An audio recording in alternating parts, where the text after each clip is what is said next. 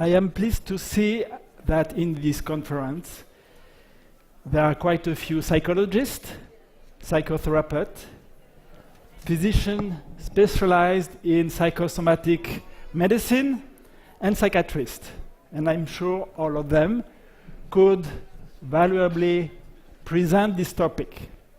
I want to thank particularly my partner for the workshop, Dr. Cesar Souza, for his contribution to the workshop and also to the presentation. The outline of this lecture will be the following.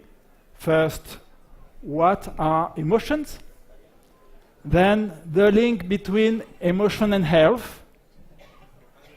Then how do we react to emotions? What are the different types of reaction to emotions? And then how to cope with emotions. So my first question is, do you have emotions? And, okay, first slide. I was said it was, okay. So, what kind of emotion do you feel right now? Can you name the emotion? Is it a pleasant one? Is it an unpleasant one? And to what that emotion could be related?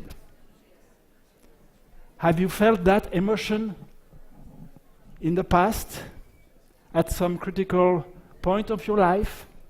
These are some of the issues that we will address. How do we feel or not feel our emotions?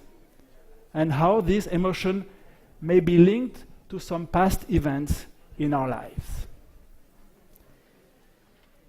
We know, we've heard, that Jesus had emotions too, of course, that he wept. And so we have a compassionate Savior. We can feel with us compassion. Now, do we have a list of emotions? And now it gets more complicated. Psychiatrists have managed to make a list of psychiatric diseases. There are two books. One are made by Americans, the DSM, you know, and one worldwide by the WHO, the ICD-10. But psychiatrists didn't manage to find a list of emotions because it's more difficult, it's so much subjective. So we have all kinds of different lists of emotions. And here is the one of Aristotle, the Greek philosopher. He made that list. Do you relate to that one? Do you think that all your emotions are in that list? Now, more recently, there was this list of 8 basic emotions. They go 2 by 2. And maybe we can find quite of the core emotion that we have. But to make it more simple, he made a wheel of emotions with all kinds of emotions that can be combined and go together. Now, effects of emotional health, we all know that. We all have experienced that as health professionals or around us. So there is this list. I will not go through the list. You know that. All these diseases are not caused only by emotions, of course, but there are links. In our hospital, we have a cardiac rehabilitation department, and once in a while, we get patients who have no usual risk factor for heart disease. No smoking, no cholesterol, no high blood pressure, and they may even have clean coronary arteries. However, they may have some infarctus and only linked to emotions. Now, we well know this, that, and I think this is a really astonishing statement, that you know, sickness of the mind prevails everywhere. 9/10 of the disease from which men suffer have their a foundation here. 9/10 for the disease. And another statement: great wisdom is needed by the physician in order to cure the body through the mind. But few realize the power that the mind has over the body. A great deal of the sickness which afflicts humanity has its origin in the mind and can only be cured by restoring the mind to health. Okay, there are some very interesting things to compare before and after the fall for emotions. No shame, no guilt, no anxiety, no sadness. And after the fall, they were with shame, with guilt, with anxiety, sadness, and fear. So, how may we react to emotions? Do you think the speaker on the platform may have some emotion now? Well, I have to admit, there is some kind of fear. And one way could be to ignore our emotion. And this morning I could have called Viriato and said, well, Viriato, I'm very sorry, but I feel so bad. I have a bad ache, backache, I have a stomach ache. I think I need to stay in bed. Maybe I need to call a physician, and surely he will send me to the emergency room. And now I would be in the emergency room, having all kind of lab tests and x-rays. And at noon, the danger has subsided, and everything will be normal, and I will feel again. But this is not conscious. And this is what happened with some of our patients. They have what we call alexithymia, a Greek word meaning the inability to read emotions, and also the inability to read the emotions of others. And all psychosomatic medicine is based on this, because we know that when we are not able to put words on emotion, the body speaks.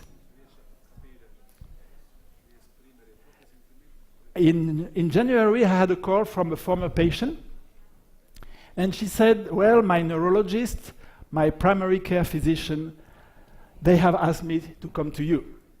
I had seen her before. I had helped her through the grieving from the loss of her father when she was only 5. But on the phone, I recognized something was wrong, because she had a stammering voice. She was saying, I'm sorry, my neurologist. And when she came, she explained that this past November, she had a terrible headache. She was admitted to the hospital, and she had difficulty to articulate. And so she had all kinds of tests, MRI and so on, and they didn't find anything. So she was discharged. She tried to start her job again, beginning of January, but it didn't work. And so she went again to see a neurologist, had all kinds of examinations, and they were all normal. And as it is usually the case, then it is from the emotions. And so the neurologist asked her to see a psychiatrist. And when I talked with her, I had to admit that she was not depressive. She had a balanced way of talking and thinking. And I had to tell her, well, I'm not sure that what you have is from your mind. However, I think it's a very distressing situation for you. She had a hard time to speak, and it's very distressing, so maybe we can help you, at least to cope. The neurologist was a little bit mad at me, because I said that I wasn't sure that there is a relationship, but it helps to make a bridge with her. And so she was followed by one of our psychologists, and she didn't know her, and she went on her life. And then it came out. the psychologists had the habits to start from birth and go bit by bit. And so, as I said, at 5, she had lost her father. But what I didn't know, a few months later, her older brother started to abuse her sexually. And the mother was so distressed by the loss of her husband, having to take care of 4 kids that she didn't support, she didn't pay attention, she didn't believe. And so this has been the hidden secret of that woman for years and years and years.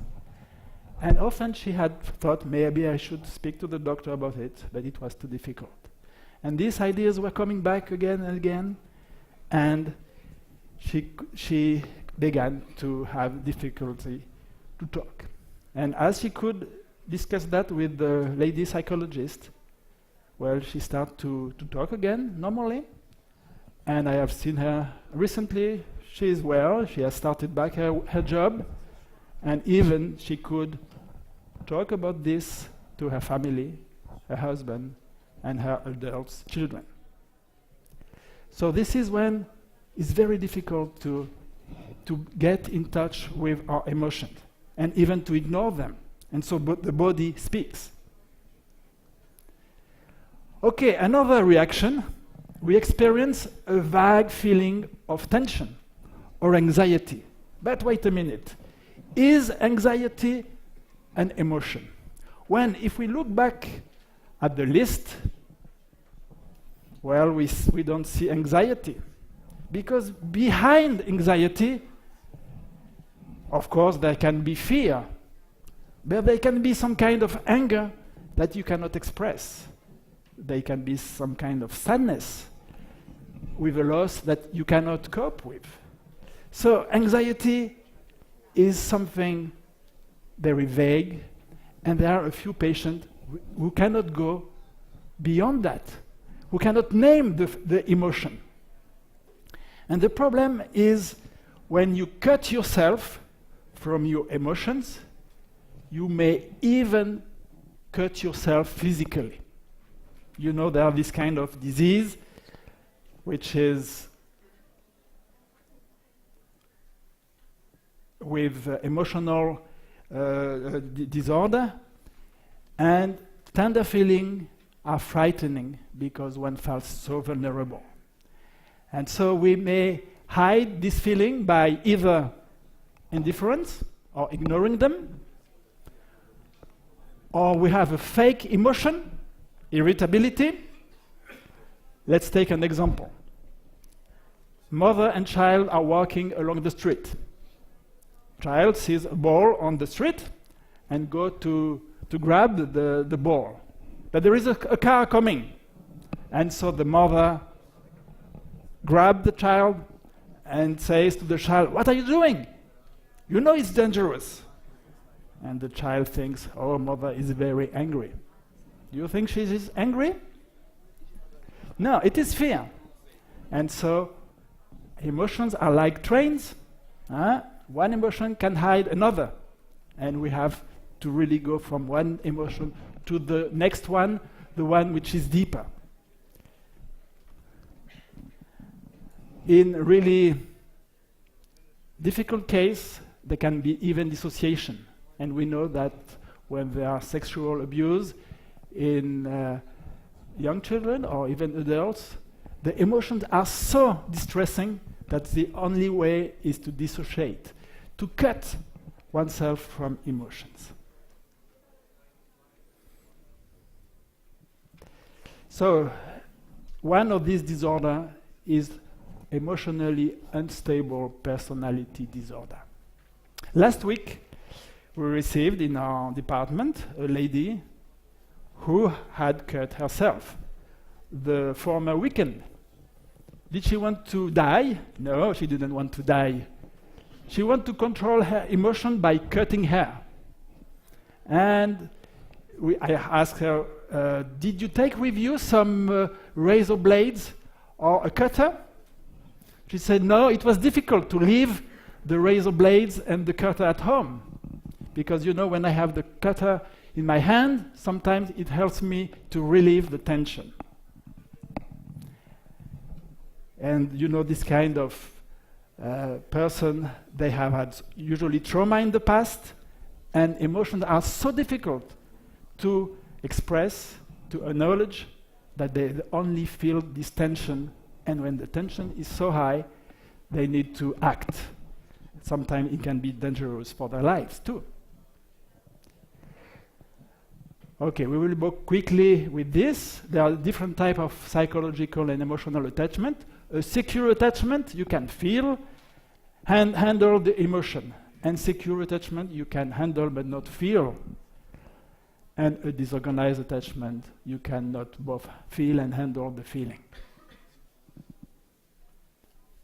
And the other day, Dr. Souza showed us interesting slides, you know, how we see the childhood trauma to adult somatization, the role of attachment, and we'll go to the conclusion.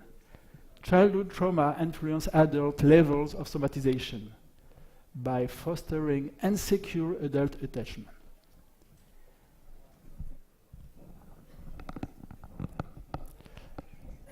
Okay, now there is a last way. We acknowledge, express, and experience the true emotion.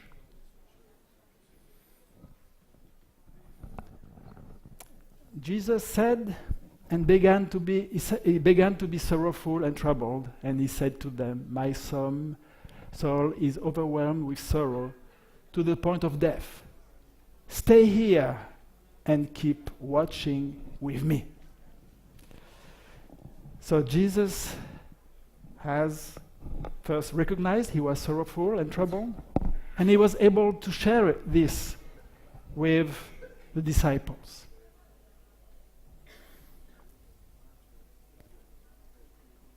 Another thing, we have to face our vulnerability to our past life event.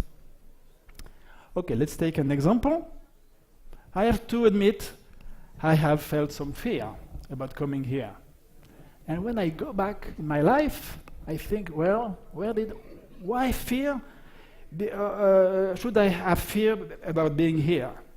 And what I think of is, as a child, we were moving every 2 to 4 years, and every time we had to go in a new school, new church, new friends, and it was difficult. Sometimes we felt a little bit rejected. And it has been for me a growing experience to prepare and to think about that, to see, well, this is not a big deal. As a child to be in this situation, I didn't have a big trauma. And if this little thing could affect my life, even now, as I'm more than 50, I can hardly imagine how a trauma on a child, a sexually trauma, or losing parents or alcoholic father, how this can affect the emotions of a grown-up afterwards.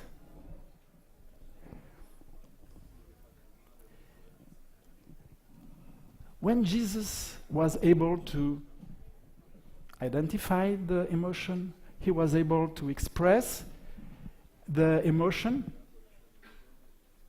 Did this do the job? Was it better after that? No. It was necessary, but it was not the end of it. And now sometimes we think, as psychologists, if only I can help my patient to feel, express the emotion, and so the patient, they will draw the emotion, they will, with their body, express the emotion, but it doesn't do the whole job. And we've seen that Jesus, at that point he was expressing the emotion, but his body was reacting and he was having blood on his skin.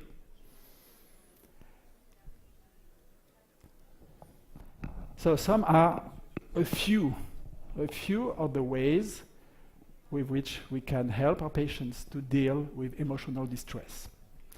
Cognitive therapy, I will go quickly through it. You know the principle. Emotions are what we see, what we feel, usually, or only maybe the reaction. We sweat, we avoid situation.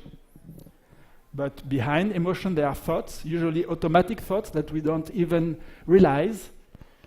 And so in the same situation, you will have different reactions. A usual example given by psychologists is, the boss who is very angry when he arrives on the workplace. He has 3 secretaries, so it's the same situation. The boss is angry. But all of 3 have 3 different reactions. One want to cry, one don't care and continue her job, and one want to smile. So they have different reactions, they have different emotions. The thoughts are different. One thinks, well, he's very angry at me. He's going to fire me. I'm going to lose my house. It will be a problem with my children, and so on and so on. One will think, well, okay, he had a problem at home. Well, it's up to him, and maybe it's good for him. And she can imagine the scene, and she starts to smile. And when she, well, it's his problem, I don't care, I will continue my job.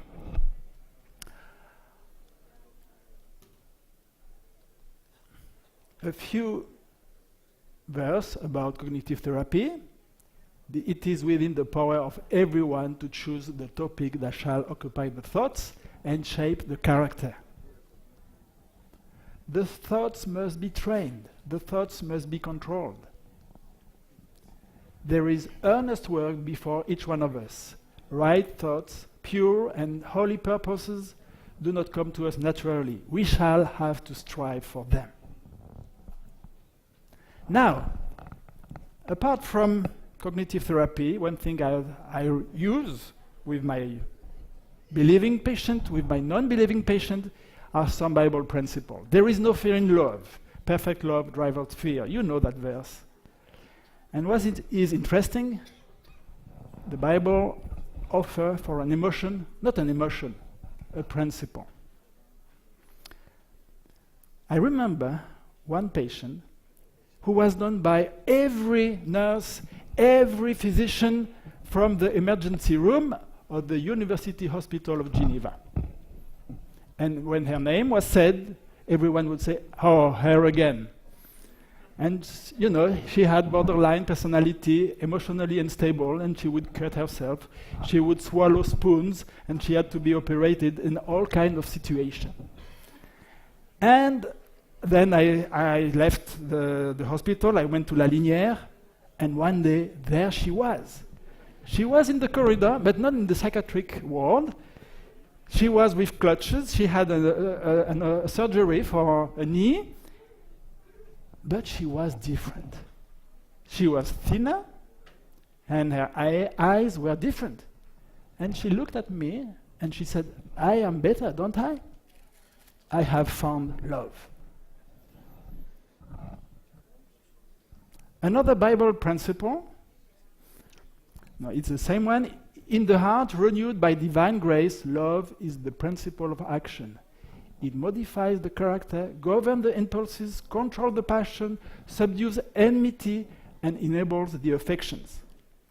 The love that will help in case of emotion will not be the emotional love. It will be of no use. It will be the principle of love. Another Bible principle. Performance versus service. We are in a world where we are asked to perform, and usually it's a lot of stress, a lot of distress, a lot of kind of emotions for us. The principle of service is a help. Another principle. Emotions fluctuate. And if you haven't slept well, if you have eaten something particular, your emotions will be different. Of course, we cannot rely on emotions. And we can look at some sure promises that we have. Maybe this book, Man's Search for Meaning. And for me, it was a great book to read. Dr. Frankl was a psychiatrist from Austria, and he was taken by the soldiers for a camp with 2 persons and things the most important in his life, his wife and the manuscript of his book. He lost both of them. And he had to find meaning at the camp. And he observed as a psychiatrist and found that the people who would survive were those who had a meaning. They had they were not allowed to prevent someone from suicide. And so if they would see someone hanging, they couldn't cut the rope. So he said, we have to make prevention. And he explained one evening, there was two people saying, well, tomorrow we are going to commit suicide. And he worked with them to see what is important, what is the meaning of your life. And one said, well, I have my son at home. So you have to cling to this. This is the meaning of living and striving in the camp. And one explained that in his city, he was the only one able to do a particular activities. This was his meaning. And for all of them, the meaning was to survive and survive with the fellow prisoners.